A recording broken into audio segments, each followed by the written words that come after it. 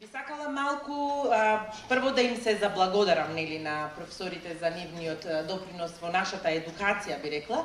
Сега би ги замолила да направиме една мала пенел дискусија, во која што и доктор Мехмедовиќ би го замолила да учествува и двајцата професори, во која што би сакала да слушнам нивно видување околу човечките ресурси, околу сестринскиот проблем, решение за нашиот проблем и каде вие можете да помогнете околу тоа.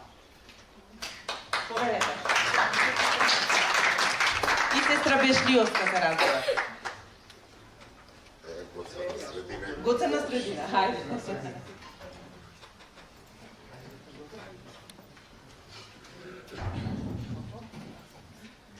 За сестра Гордана било на средина местото.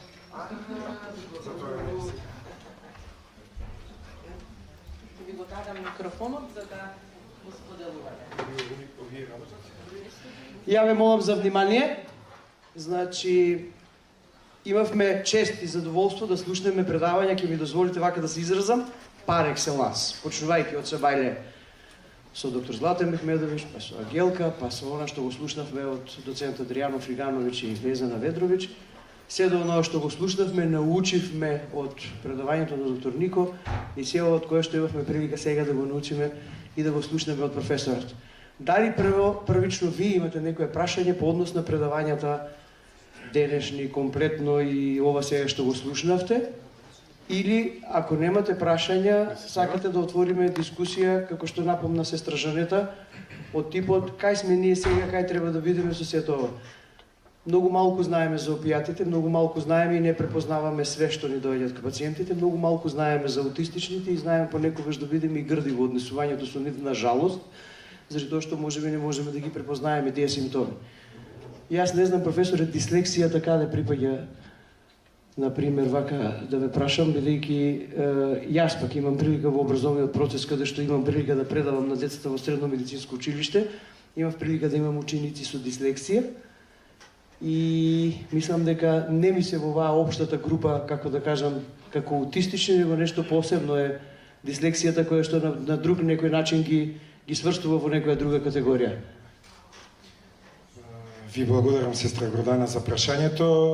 Дислексијата представува сосема друг ентитет, нема врска никаков со аутизмот и за среќа е многу побенигна форма на нарушување. Се изучува кај нас, дури има посебен предмет, го предава една колешка, помлада. Децата, тоа има исто и таму има доста генетска предиспозиција кај дислексијата, но во денешно време со сите овие едукации што се прават, мислам дека наставниците почесто ја препознават отколку пред 30-40 години кога ние сме биле ученици во основно и во средно училиште, така што јас сега не би завлегувал во детали да објаснувам, да дефинирам и така натаму, но дислексијата е комплетно различен проблем од аутистичниот спектар и се работи за нарушување во математичките операции, потоа се работи за потешкоти во читањето, потешкоти во пишувањето. Значи тоа е во основа.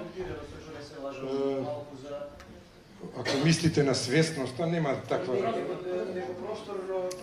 Да, просторна меморија, да, има некои проблеми така, исто така може да имаат и дисграфија, и тоа влегува во дислексија, често пати тие што имаат дислексија имаат и дисграфија, сето тоа е поврзано. Главните нарушувања се како во центрите во мозокот, сега да не предам и физиологија, бидејќи и тоа ми е предмет. Па не, знаете, момент само, во секој случај мора да ги правиме разликите меѓу сите овие промени, да не ги мешаме, затоа што свесни сме дека може да ги помешаме овие состојби, така да кажам, бидејќи не се болест, него се состојби, така? Само малку. Сакав само да ве прашам, често се случува да даваме анестезија на аутистично дете, кое што прави магнет за диференцијална диагностика, Оно е веќе диагностицирано, меѓутоа за потврдување на диагнозата. Меѓутоа најчесто коментарот на рентгенолозите е се е во ред. Вие спомнавте дека 30% нели може како диагностички метод магнетната резонанца да се користи, или така јас разбрав. како и да е. Меѓутоа, многу, да речем, 98, дека не е 99% од магнетите што ги правиме на глава на деца, се добри. Ви благодарам и вам, одлично прашање. Не сакав да го начнам во предавањето, за да не надминам многу од дозволеното време, но можевте и 99% да кажете и повеќе. Ова да се работи на две нивоа проблемот. Прво, најчесто нема макроскопски нарушувања кај аутизмот. Најчесто се на микроцелуларно ниво и потребна е позитрона емисиона томографија. За жал, во Македонија таа не се прави. Јас имав контакт со професор Ана Угриска, која што ја знам одамна, нели ми е соученичка и сакавме еден проект да направиме. Она ми рече, додека беше, не знам дали е се уште директор на ПЕТ центарот, ми рече, вика, ние државата дава пари само за карциноми, не се заинтересирани, така да родителите со деца, ако сакаат да направат посериозно анализирање, треба да направат ПЕТ скен. Тоа е првата работа. И најчесто е така, бидејќи нема, но често пати сега да не ме разберете погрешно дека критикувам и се правам поголем папа од некои радиолози, но често пати некои од нашите радиолози и не знаат затоа што родители кои што отишле по второ мислење, кај што во Македонија им било кажано дека е БЕО, наодот на магнетна резонанца, во други западноевропски центри најдени се нарушувања во одредени регии во мозокот, најчесто во Верникевата зона, која што е одговорна за рецептивниот говор, или во Брокината регија за експресивниот говор, или во други одредени регии, хипокампус, амигдала и така натаму. Така што ова второто е помалку често, но првото е почесто дека нема. Затоа ја не ги ни праќам на магнетна. Тоа е трошење и за родителите, трошок за општеството, а нема да cost benefit и cost effective е многу мал тука. Ако веќе толку сакаат, а има некои што многу малку од родителите во Македонија имаат огромна желба да бидат поголеми доктори од докторите и одат по разни испитувања и сакаат да докажат и на позитрона емисиона томографија обично се среќават, но тоа е исто така скапа метода. Благодарам. Сосртање? Јас прво сакав да се заблагодарам на предавачите, научивме денеска нешто многу. А што не сме го чули, како што рече професор Бекјаровски, дека и ние здравствени работници многу малку знаеме, но моето прашање опатено кон професор Владимир ме интересира вашиот став околу интеграцијата на децата со аутизам во образовниот систем. Значи, бидејќи тие, како што рековте, имате полесен степен, среден, тежок степен аутизам, а сите се интегрирани во нормалниот, да речем, образовен систем, каде што не имаат проблем, нели, со визуелни, аудитивни сензации, каде што им се влошува моментално, нели, психолошката состојба, одат со, како се тоа, нивни помагачи, асистенти, во образовни асистенти и учат во нормалните училишта. Дали се од нив терет или навистина позитивна реакција, која јас претпоставувам дека имаат сигурно повеќе, не можам да кажам штета, него еве да им се влошува состојбата во метод дека престојуваат на часовите.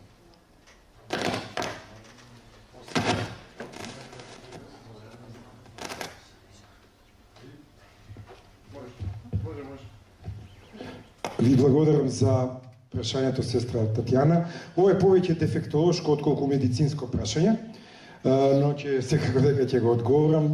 Тоа е една од топ темите помеѓу моите колеги дефектолози. Нашето општество во последните години, Министерството за образование и наука сакаше да го преслика моделот од Италија на тотална инклузија на деца со аутистичен спектар, значи сите и лесни, и среднотешки, и најтешки, да се инклудираат во редовните училишта, што според мене и според моите колеги од институтот е малку погрешна стратегија, затоа што најтешките деца со аутистичен спектар не можат да ја следат така, дури и со образовен асистент не можат да ја следат наставата.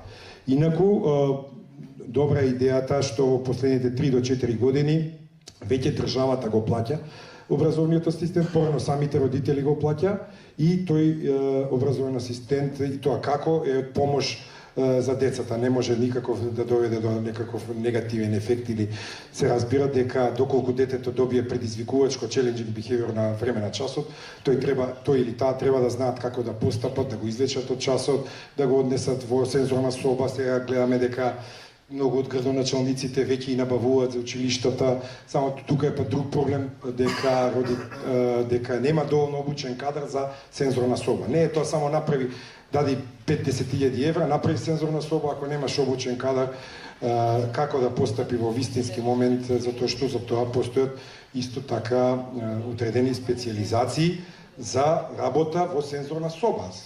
На запад во Холандија снузелен румс ги викаат. И тука има доста работа и треба да знаат навистина како да поскапат во одреден момент. И често пати децата може да имаат например голема галама кога на одмор викаат другите деца и ги затвараат ушите, не може да изрекат.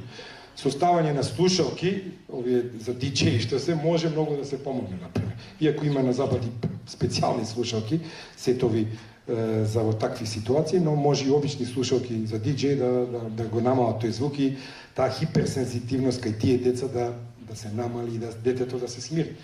А кај нас често пати ќе кажат ајде, ќе ги јават родителите, ајде земете си го дома. Не е тоа инклузија. Не е тоа инклузија. Инклузија подразбира да детето биде заедно со другите деца 8 часа, ако има 8 часа, како што имаат во некои средни училишта или 6-7 часа. Во основните по 6 имаат по колку. Така, тоа е, сега накратко, нели има многу да се збори, но не сакаме да не им го украдам шоуто на колегите. Поставете и за нив прашање. Не, јас би сакала сега од аспект на ова кој што го начнавте како нели за образовниот процес, јас би сакала од делот на превенцијата, доктор Злате, како ние сето ова за да не го сретнуваме и како во нашата работа, каде што здравствено воспитуваме и превенираме во превентивните програми, каков е планот да го развиеме сето ова, за да може медицинските сестри да делуваат од аспект наш, каков што е, нели, за да можеме, јас се надевам, мислам, јас знам, сигурна сум дека многу од нас во контактите и тешко и можеби понекогаш ги препознаваме сите овие пациенти, можеби и овие деца како вакви, а после и доктор Нико ќе ни каже што со тие деца што не можеме да ги препознаеме се на овие вакви бомбони и не знам какви се чаеви кои што ги кажавте и така понатака, кои што имаме ситуација многу пати, нели, како што каже доктор овие сестра Жанета, да ги и треба да ги внесеме предоперативно и да добијат и анестезии, а не ни ги кажуваат анамнестичките податоци,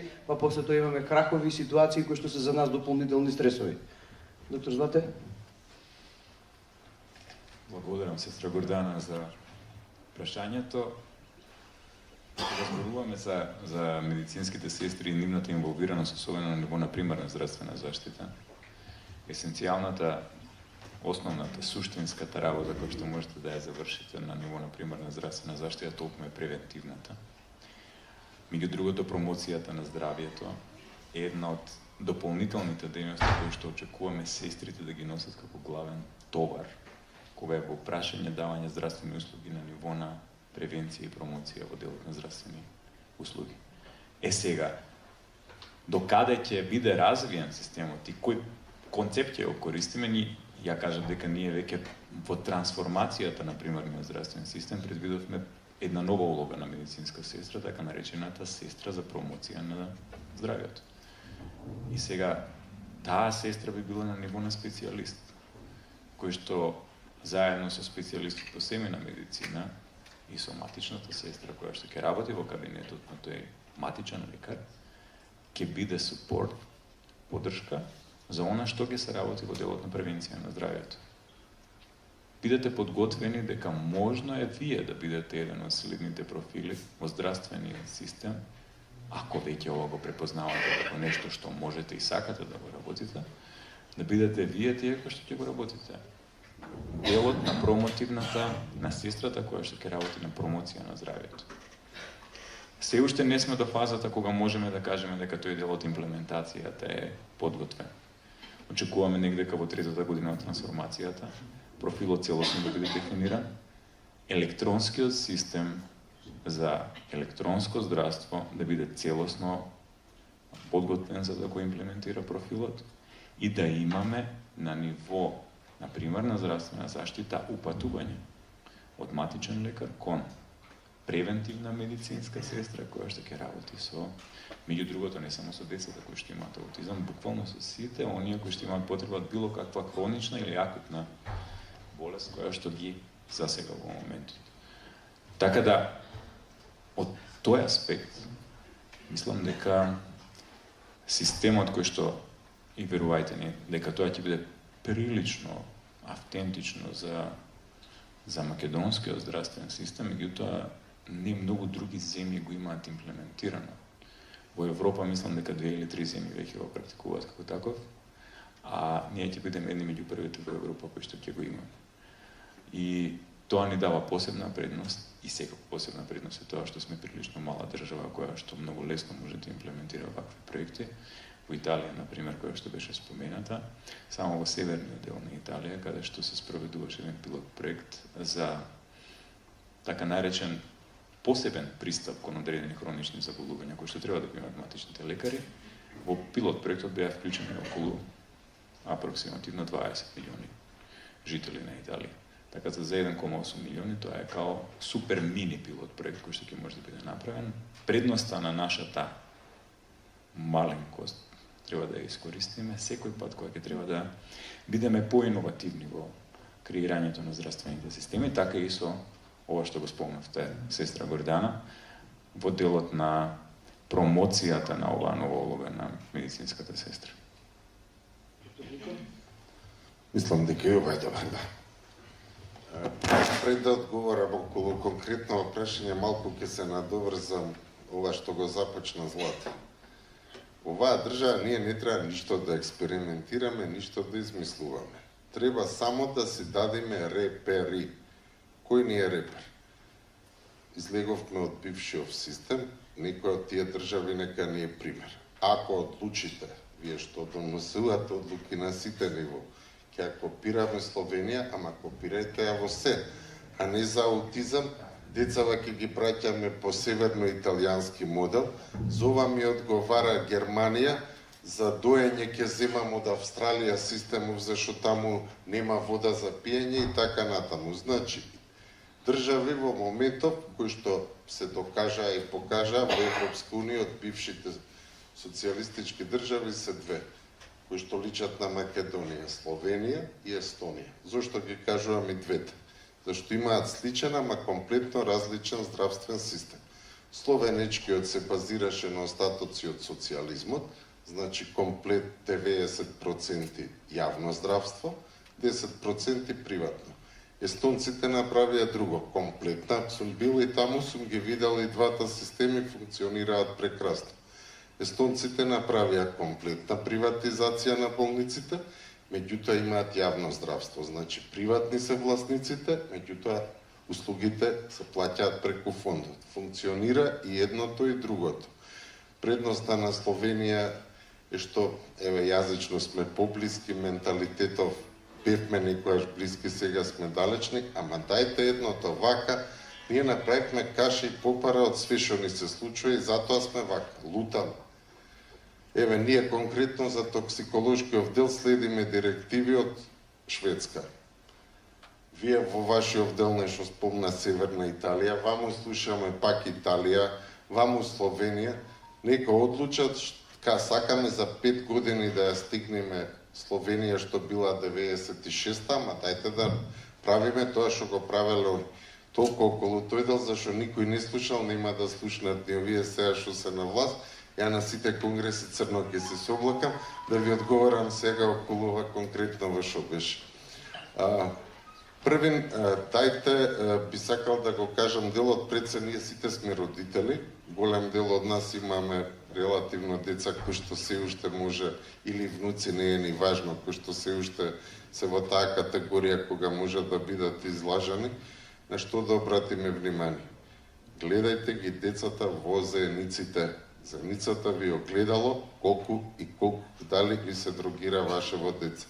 Широка заедница екстремно која што не реагира на светлина, тесна заедница која што слабо реагира на светлина, секогаш помислете дека може би се работи за некоја психоактивна субстанца. Тремор на раце, Сега, ако ќе речам расправи со родители, ќе речете сите наши деца взимаат, зашо такви стана. Меѓутоа, секако дека има нешто што отстапува од оние со причина наводно или без причина, понатаму гледајте, поджабовите, барајте субстанци за тоа што така најлесно ќе ги откриете. За жал, толку брзо се развиваат овие нови други, што и ние многу често знаеме дека се работи. Конкретно за фентанилот, во Идризово тврдам најодговорно дека се дила фентанил. Ние 4-5 пати ни доаѓа од таму предозирани, кои што по сите клинички параметри, по должина на престој, по број на потрошени на локсони, се работеше или за фентанил или за карфентанил, не може да го докажем.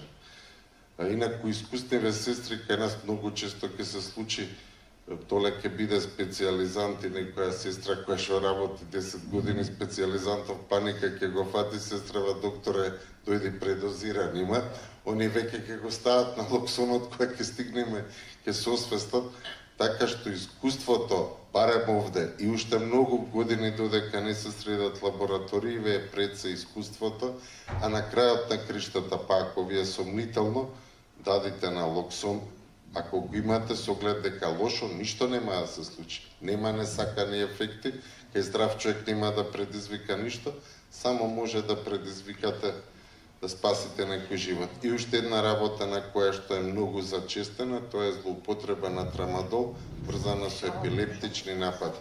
Ние правевме една студија заедно со невролошка клиника, кај тие до 35 години, каде што немаше органска причина, значи каде што не најдовме некое жариште епилептично, полека признаваа злоупотреба на трамадол. И при тие абстиненции кои што пробуваат да ги прават, многу често им се јавуваат епилептични напади. Тоа би било вака најнакратко. Додека ве слушав, гледам сестра Стојанка цело време потврдува, бидејќи она работи во Центарот за зависници кај нас и на метадонската терапија и знам дека сето ова сигурно искуствено секојдневно го тврди и дојде од Центарот за овакво од кисела вода директно во нашиот центар во градската општа болница 8 септември, така да искрено ви кажам, човечки е малку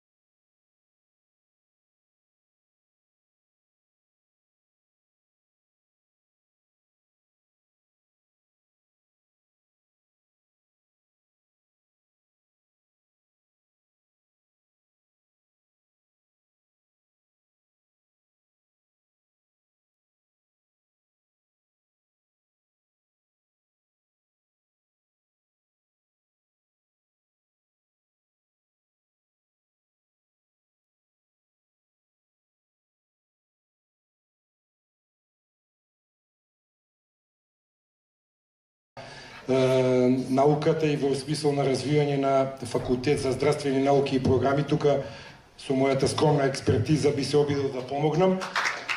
Кога може една Словенија и Марибор да има 2 факултети за здравствени науки, државен и приватен, а Македонија е глупо и недостојно да нема ниту еден факултет за здравствени науки, така што од политички аспект не очекувате подршка, бидејќи јас не се интересирам многу за политика и не котирам високо ниту кај министрите од левата опција, ниту кај десните, но од научен аспект и исто така да ја поздравам вашата идеја за колегите од Хрватска, колегата од Хрватски и од шведска колешката, бидејќи тоа го работам, а не го ставив на слайд.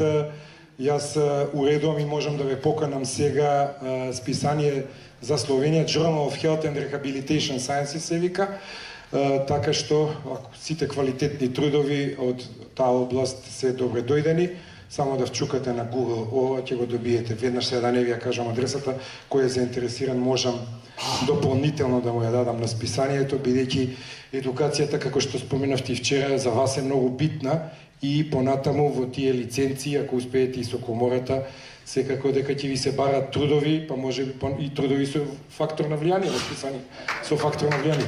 Благодарам. Знаете како, колку повеќе се образуваат сестрите, толку повеќе расте критичната маса. Кога расте критичната маса сами према себе, значи тоа значи дека се надградуваме. Ја би сакала малку, ако ми дозволите, да направам сега една дискрепанца, па да ве однесам во полето дали имавме слушното и дали знаеме за агиизмот. Дали знаете дека на факултетите каде што не се регулирани професиите во Европа и на факултетите, вклучително кои што ги спомна во Словенија и во Марибор професорот, веќе е внесен предметот по агеизам. Ова е нешто кое што, знаете како, од секој конгрес произлегува некоја и така, меѓутоа е вака, пластично кажано, да се разбереме, значи, бидејќи ќе го објасниме што тоа значи и тоа е нешто многу важно за нас, каде што ние во делот на овој дел, каде што ние посебно друштвото развивано на сестрите од палијативата, ќе мора да го разработиме и да ја разработиме ова област, бидејќи ова е нешто во кое што нас не задолжува да ја почитуваме старосната граница, односно возраста на нашите пациенти.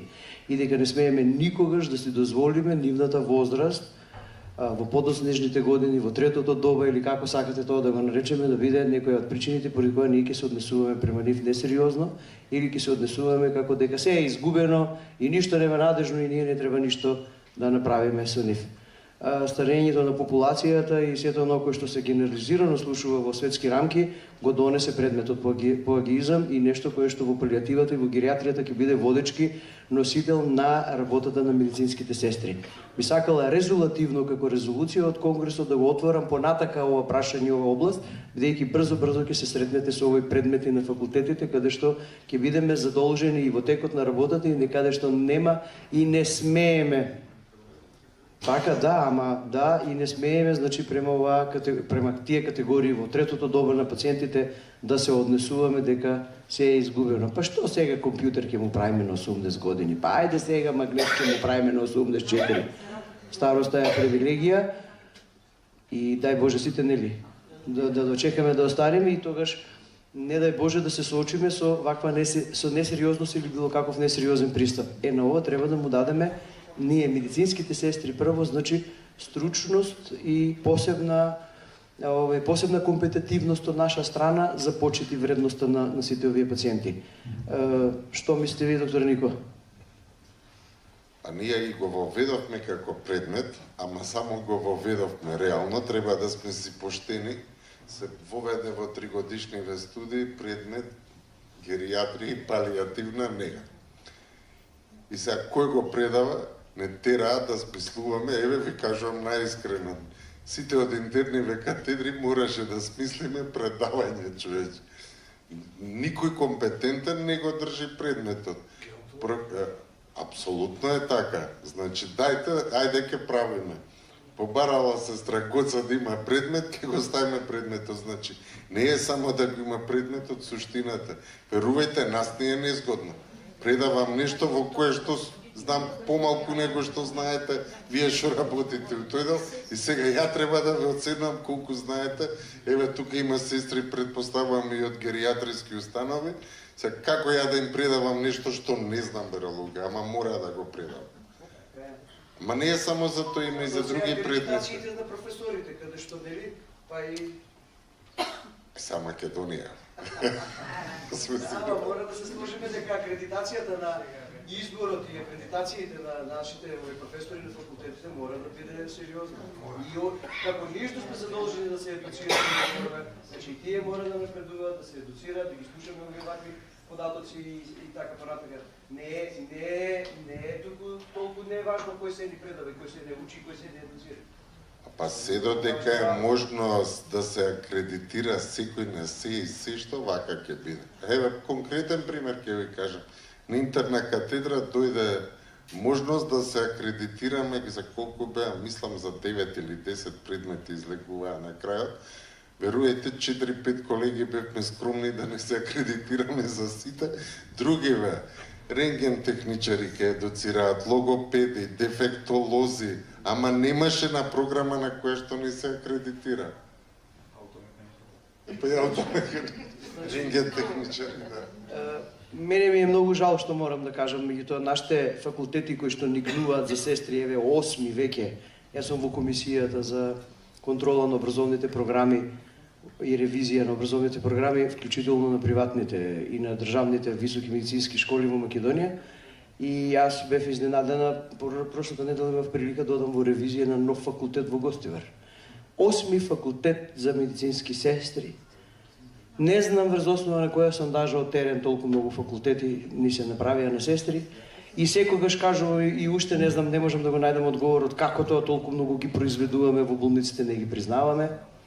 И не можам да сватам како тие истите менаџери, доктори, професори кои што не образуваат во високите медицински школи, па истите тие у болниците не признаваат. Не сме во, нели, како да кажам, во буџетите. И на крај на денот морам да кажам, многу ми е жал, меѓутоа стана факултетите тезги на докторите. Жал ми е, меѓутоа е така. Она кое што е многу важно во овој момент е дека ние мора да се образуваме и дека мора да имаме вертикален кариерен развој, во кој што кога ќе почнеме да работиме како медицински сестри, нема да се остваруваме во професијата само во доменот на оделенска, главна, најглавна и ај у пензија. Туку треба да ја следиме стручноста и специјалноста на докторите. Јас сметам дека не постои доктор кој што не сака да работи со стручна специализирана сестра. И знам дека сите наши пациенти сакаат да бидат примени, третирани, негувани од високо стручни професионални медицински сестри. И тоа е, мислам, и така треба да бидат поставени работите. И ние, како што кажа вчера доктор Адријано, значи ние многу тешко можеме веќе да зборуваме само за сестра во општа грижа и нега. Дојдено е времето кога мора да бидеме сите специјалисти во собствените области. А ние се уште правиме муабет за тоа дека медицинските сестри со специјалистичките студии не ни се прифатени во болниците и немат свое место и зборуваме можеби за некои недефинирани услови на основа на кои они ги продолжуваат специјалистичките студии. Сега јас морам ова да го кажам вака и вие многу пати кои што сте не следеле од унијата во стратегиите и во се она што го зборуваме, сигурно сте слушнале дека ги зивам за пример секогаш инструментарките. Ако вие од инструментарската специјална област на инструментарки не испратите инструментарки на специализација, кои се тие кои што никогаш не били инструментарки, а за една година ќе дојдат како специјалисти наспрам со инструментарките кои што работат со години во операционата сала и се виртуози во собствената професија. И сега како вие да ја признаете специјалноста на таа инструментарка која што тек треба да биде менторирана од овие инструментарки кои што се во операционите сали. А знаете како се едуцира една инструментарка? Колку време треба за да биде она самостална и да почне да работи самостално? И ние не размислуваме стратешки во ниту една болница за ваквите нешта. И ние кога ги слушаме генералните бројки, вчера доктор Злате што ги кажа на глобално ниво колка ви ги видиме како недостаток и све што ќе не следи понатака, не размислуваме дека еден ден кога конечно ќе го добиеме законот и регулативата, излеа ќе немаме кого да регулираме. Значи ја не знам, мислам како не сваќаме во овој момент дека критично е потребно да се инвестира во медицинските сестри. Критично потребно. Ние имаме жолт картон кој што веќе мислам дека поцрвенува во Македонија. За жал имаме недостаток во моментот во болниците, имаме и понатака сестри договор на дело во болниците кои што не смеат да постојат како такви. И понатака имаме месечини вработување на таков степен, па имаме такви сестри кои по 6-7 години во болниците одеднаш станаа вишоки непотребни, па ги испративме дома. А за волја на вистината имаме нарушени стандарди во болниците. И сега јас вака за крај ќе кажам вака. Ефикасноста на сите болници се мери врз основа на тоа колку пациентите ни лежат болнички денови во болницата. За да ние се симнеме на некој број, некој процент на 3, 4 или 5 болнички дена, ако ги рачунаме за ефикасно лекување во болницата, дали тоа зависи само, ајде ќе речеме, хирургијата од операцијата или зависи од сео на кој што сестрите ќе го сработат во постоперативниот период или во сите други области со пациентот. Што ќе се случи ако имаме интрахоспитална инфекција, ако имаме компликации, ако имаме пролонгирано лекување? Ќе ни се случи затоа што немаме во интензивните неги една сестра на еден пациент, затоа што немаме на оделењата на овакво 3 сестри на еден лекар, затоа што немаме на број на креветна зафатни на број на сестри од 8 до 9 во утринската смена и затоа што немаме запис на крај на денот по компетенции што сме сработиле. Кој е виновен за интрахоспиталните, кој е виновен за компликациите, за се што се случува. Колка ви се после трошоците и средствата кои што треба да се потрошат за лекувањето на тој пациент. И кога ќе сватат менаџерите дека сето тоа се случува заради согорувањето на сестрите на работните места, од недоволната бројка и она кој што не може да го испорачат и да сакате физички не можете да постигнете понекогаш. Зборувам за секундарното ниво, за стационарите кај што се лежичките пациенти. Да не зборуваме за нашите колешки кои што се во специјалистичките диагностики, а па да не ги зборуваме сестрите во патронажните служби, кои што по ниеден основ не се по број демографски и по број прераспределени како што треба. И се уште од озгора се во поливаленција. И се со средна стручна спрема и не ги препознава законот со високо образование, а они во средно не учат патронажа, учат во високото образование патронажа, а треба да бидат во поливалентна услуга на терен, значи треба да високо стручни образовани медицински сестри. И сега, кога еднаш ќе сватиме дека импровизациите ќе не изедат во системот, се на штета на пациентите. Само на штета на пациентите. Сега ние не можеме се да очекуваме некој се да ни го среди, да ни го направи. Ние мора да бидеме за ова свести и сами да го бараме. И ние мора сами да се штитиме во специјалностите со ваквите начини. Ние само преку едукациите може да ги браниме работните места. И према оноа кој што го испорачуваме на лице место. Не сакам да се повторуваме понатака, само почита прво и се на другото кој што го работиме. И мора да го дадеме и да го сработиме како што треба на ниво. За нас пациентите се суштината на нашето постоење. Вредноста на пациентите треба да ни биде пред се. И то мора така да го сватиме. Секоја доверба према пациентот испорача на вести, односно ние сме се остварили во професијата. Таа е нашата цел. И јас не случајно постојано повторувам и кажувам да се почитуваат пациентите наспрам себе, по нивните лични убедувања, нивните лични уверувања, да се почитува нивниот статус, нивната возраст, нивната состојба и така понатака. На крај на денот, тоа е она кое што ќе не оствари нас у професијата. Ако не си го сватиме тоа дека секој пациент треба да си ги гледаме нашите најблиски и дека треба така да се однесуваме, никогаш нема почита према сами себе да си ја добиеме. Ние во Унијата и во Сдруженијето, завршувам со ова, ќе му дадам збор на доктор Злате, доживуваме сите заедно, не знам вие колку, меѓутоа ја го чувствувам тоа и го чувствувам во име на сите, ќе го кажам, поддршката ни доаѓа од целата јавност во Македонија. Нашето подигање на гласот и афирмацијата на сестринството преку Унијата и преку Сдруженијата го препознаа нашите граѓани, нашите корисници и нашите пациенти и ние имаме поддршка од нив.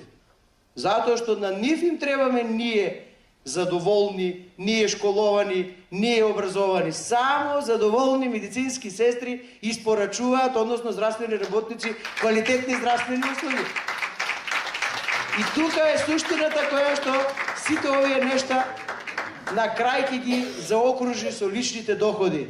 Вчера кажав, пак ќе кажам, во процедура е регистрацијата, сестринскиот синдикат ќе го направиме и мора да го направиме.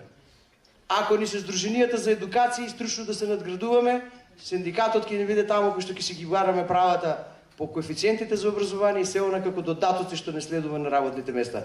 А ако не, како што рече доктор Нико, шприцевите ќе им ги вратиме на докторите. Доктор Злате, се извинувам, поведете. И одиме во камп. Да. И во камп ќе си одиме, да.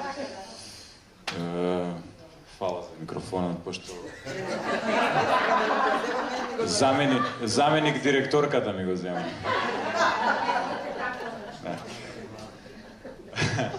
Инаку, да. Да ја барам денеска, гледате, видите како... Одма експедитивно тоа систематизација е сменета и изрегулирано е све.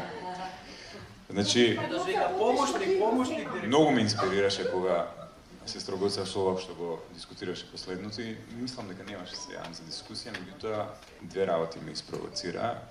Ова втората е многу побитна, првата не е толку битна, меѓутоа многу сакам да го нервирам никој, поради тоа сакам првата.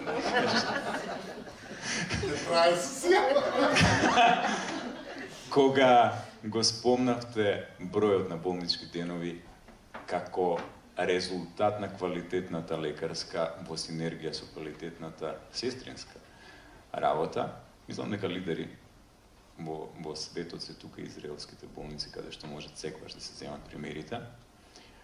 И искрено сметав дека е тоа така, додека не ми се даде можност да отидам во Копенхаген и да видам како работат болниците таму. И додека не го спомна ова ти, ја не сватив уствари што може во делот на не рехабилитација, колку побрзо ќе ги закрепнете за да ги извадите надвор од постела и да ги пратите дома. Туку се работи за еден друг термин кој што не знам колку од вас го слушнаме, тоа се вика прехабилитација. Колку тоа во Европа е абстрактно, колку данците се напред, и замислете, ја не, до тој момент не сватив дека просечниот болнички ден кој во Израел изнесува 3 до 3,5 дена, по Данска е 2,5 дена. Кога ќе го земете во предвид тоа, и сега ќе го изнервирам Нико, видите, не е тоа Словенија, едното е Израел, другото е Данска. Има трета, една се вика Ирска, и сега, ако вие ги игнорирате успешните приказни од различни земји, се доведувате во состојба да бидете огледало на системи кои што докажано не функционираат идеално сами по себе, затоа што нема идеален здравствен систем, нормално. И не дека со ова сакам да го оправдам ставот на Македонија, Министерството или било кој еве и себе си, кога зимаме примери од повеќе земји. Јас знам дека најлесниот начин да пресликате успешен систем е целосно да го превземете. Меѓутоа, верувајте ми дека на ова европско поднебје, каде што има најмалку 30 различни здравствени системи, за кои што светот се поклонува, симнува капа и вика овие се најдобри здравствени системи што може да ги видите во светот. Меѓустебната критика кажува дека ниту еден од тие здравствени системи не е идеален. И нема идеален здравствен систем. И затоа не би сакале да се доведеме во ситуација успешните приказни, како што е оваа на Данска или онаа на Ирска или онаа на Израел, да ги игнорираме и да не ја воведеме прехабилитацијата затоа што замислете во Словенија ја нема.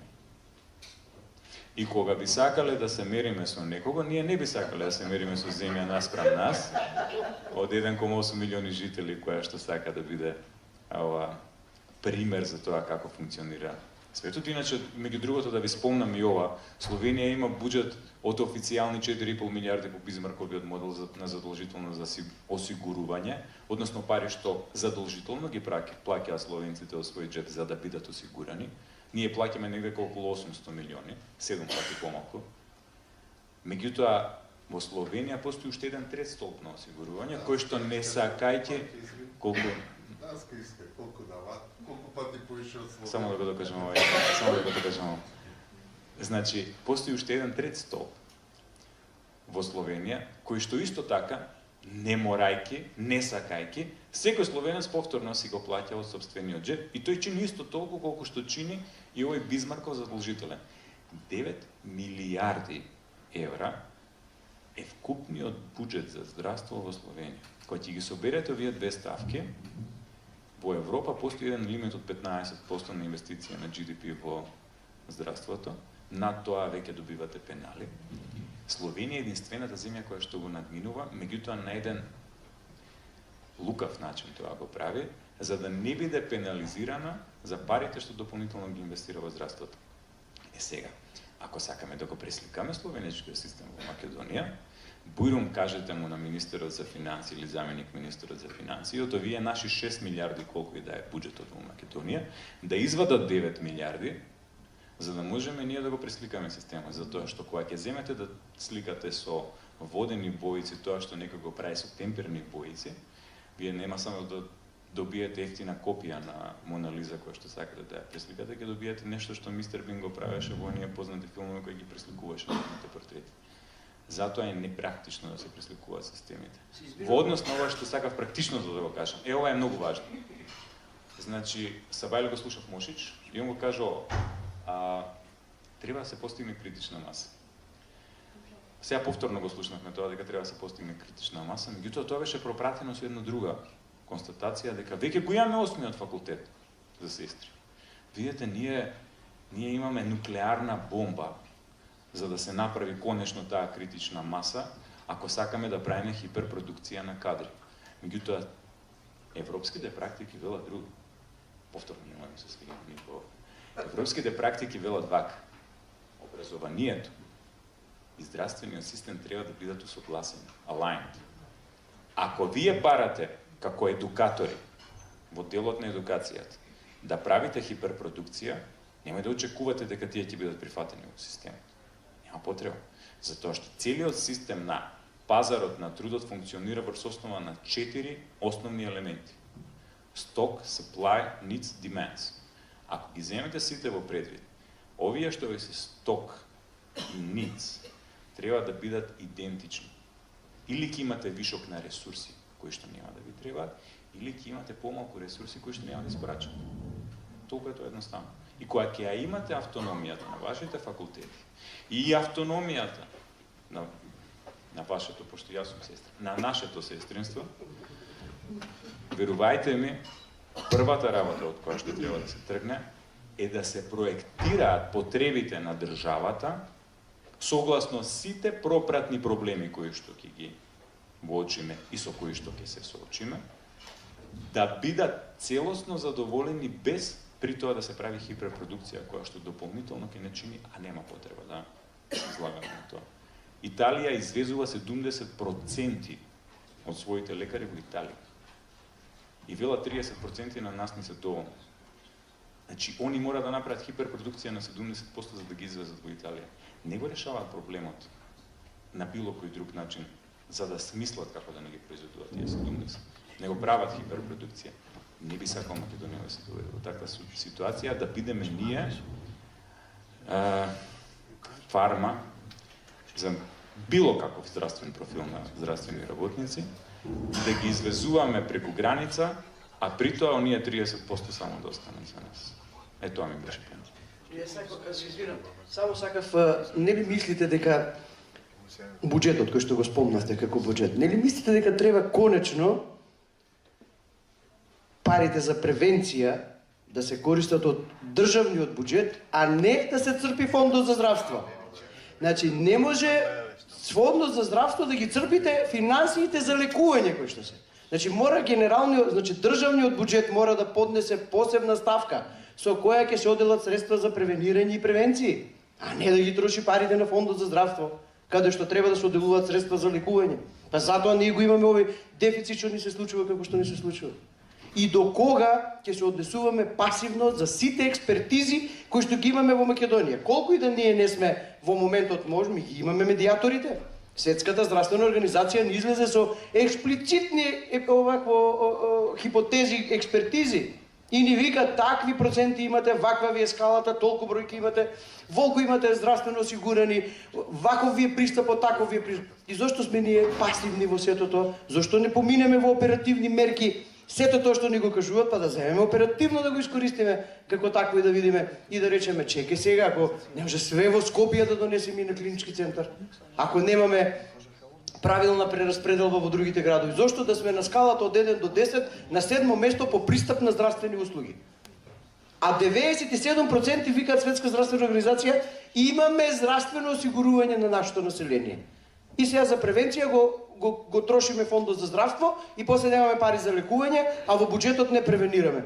А доктор Злате има една реченица и вика таму каде што превенирате, како беше доктор Злате? Ај вие ќе ми ја кажете дефиницијата. Во Германија се шалам, некој да се нареди. Значи, секој грам превенција вреди 1 килограм терапија. Тоа е основната формула која што секдека во светот се применува. Спомнавте фондот и зошто го трошиме фондот. Ајде, сум го размислил во прашање. Знаете колку издвојува фондот за здравствено осигурување, за превентивни програми? 1%. Од 800 милиони. Сега ќе ви кажам. Сега ја не се согласувам со тоа и дозволете ми да ви го кажам јас моето мислење по однос на тоа.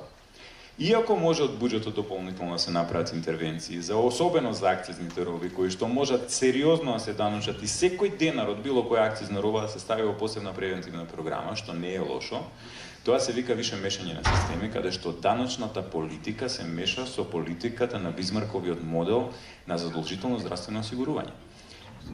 Мешањето на двете средства самото по себе е проблематично во делот на финансирањето. И сега ќе ви кажам зошто. Зошто сметам дека фондот треба да биде носител на превентивните програми. Фондот е, условно кажано, уствари ќе зборам апсолутно кажам, е стратешки купувач на услугите во здравствениот систем.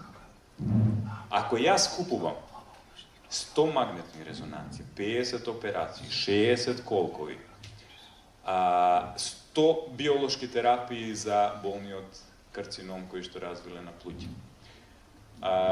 Имам толку болни од простата, за нив треба посебно да развијам. Анти-ВГФ терапија која што се користи за болни од карцином на дебело црево. Мене ми е во интерес. Тој 1% да го направам 10%, со цел да не ги трошам овие 80-90% на скапи терапии. Јас ги купувам услугите. Јас прв треба да мислам на превентива, не треба да мисли државата за мене. Јас сум институцијата која што решава во оваа држава да ги купува услугите. И можеме сега да дебатираме до бескрај дека тој фонд не функционира така. Меѓутоа, по сите правила, по сите прописи, по ПС, таму стои дека фондот во секој правен акт, согласно кој што е основан и како треба да делува, треба да функционира на овој начин. Стратешки да ги купи услугите и секој денар на здравствените корисници, осигуреници, да го искористи паметно. И што ако вие до септември изфактурирате се и се што сте купили и испорачате? И после до декември фондот не ви докупува и не ви и вие од 80 магнетни треба да направите уште 50. Како од фондот ќе ги добиете дополнително средствата? Значи, инициирате тоа, значи вие купувате 80 магнетни и ги фактурирате до септември. И до декември фондот вика нема пари, буџетот ви беше толку. Ама ќе видат, вие мора да испорачате. Во Словенија овде имавме како дискусија со професор, со Мислам, ова е тоа нешто што ги прави должници болниците, докторе, вие сте директор, сега кажете дека... Така е, апсолутно. Ја ќе ви кажам и за мојата болница. Во мојата болница, во мојата клиника, 77% од вкупниот буџет од фондот одат за плати. Тоа е неподносливо. Видете, во светот, она што го спомна се вие со СЗО, е направена детална анализа и извештај на глобално ниво во кое што се вели секој трети човек во светот има потенцијал да ја унапреди својата онеспособеност, да ја подобри онеспособеноста, да стане поспособен доколку посети било каков третман на рехабилитација. Секој трет, ајде во македонски контекст тоа да го преведеме. Секој трет во Македонија е 600.000 жители. Ако мислите дека во моментот постои капацитет со 2 милиони евра буџет, не цели 2 милиони евра буџет, во кој што 77% се трошат на плати. Во клиника во која што термините се зафаќаат во првите 15 минути, од првиот ден кога ќе се пуштат во месецот, да им овозможи на 600.000 луѓе да си ја намалат онеспособеноста, тогаш повелете, јас ќе станам од моето столче, радо ќе подпишам отказ и ќе ви кажам, вие сте човекот кој што ќе го реши проблемот со тоа како треба да функционира клиниката за физикална и за рехабилитација. Значи, ако е еден од трите основни столба рехабилитацијата, парите кои што се делат, превентива, прв стол, диагноза и терапија, втор стол, рехабилитација, трет стол, треба да бидат поделени во најмала рака соодветно, а не да биде 0,0004% одвоено за рехабилитација во државата. Сега да дојдеме на клучното прашање што го поставивте. Како да не бидете вие ставени во трошок после септември месец и да не ги трошите парите од сопствениот джеб, затоа што сте добри, профитабилни, сте направиле профит во првите 9 месеци, а при тоа фондот да не ви ги плати парите. И па за да немаме толку трошоци кои што се на болничко ниво, фондот да си ги репрограмира своите трошоци кои што ги дава кон корисниците. Превентивните програми не смеа да бидат 1%. Во Шведска, во Каролинска институтот, сега ќе си избереш. Во Шведска, во Каролинска институтот, имаше директна понуда од приватен субјект да се развие соработка за превентивни програми. Им велеа вака: дајте ни да го направиме како превентивна програма, одреден проект, во кој што од заштедените пари ние ќе добиеме 1 евро, вие ќе добиете 6 евра. А ова 1 евро што го трошите сега во моментот на све останато ќе ви биде покриено од тие пари што ќе ги добиете. Не го прифатија. Направија приватно, јавно-приватно партнерство, согласно кое што докажаа дека тој принцип на превентива функционира. Каролинска ги молеше тие приватни субјекти после тоа да го применат принципот на таков на таква заштеда на државните средства. Меѓутоа веќе кога се свати дека има толков голем профит, никој не сакаше да се работува со институтот. Сега ние од таквите ако не научиме, а од кој да учиме? Па среќа што имаме вакви што разбираат.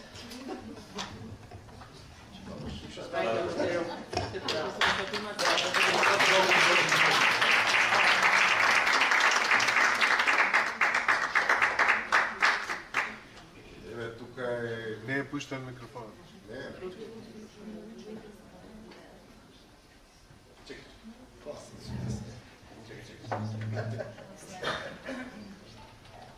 Еве, тука има неколку од клинички центар, Кате ми е најблиску што гледам. Кате, колку чекаме резултат од магнетна резонанса да се прочита за лежачки болни? За лежачки последно време месецен. Ете така. И сега зашто зборуваме? За лежачки. Не, ама зашто зборуваме за Израел и за Копенхаген?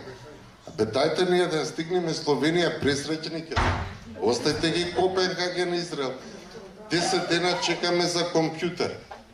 Да го закажеш и уште 20 дена да го прочита. За кај зборуваме? За клинички центар зборувам, не зборувам за друго, кога ги врвот на здравство. Затоа зборувам ја. Стигнете, еве, затоа ви кажувам, убаво е, Каролинска сум бил, сон ми е да работам таму, ама нема шанси да ја стигнеме. Каде е стандардот нивен? Дајте нешто што е остварливо. Инаку убаво е, прекрасно е. Прекрасно е. А инаку и Данска што ја фалиш и Каролинска ја што ја фалам, они го преземаа системот од една Југославија предходна, така што ние тој систем го видовме. Тој систем функционираше, еве живи сведоци сме. Кај што имаше превенција 10 пати подобра него сега што имате. Скрининг програми, се имаше. Канувам на ручек. Е така.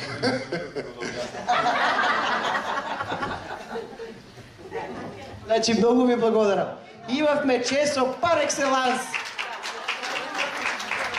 Драги наши доктори и професори, ви благодарам многу.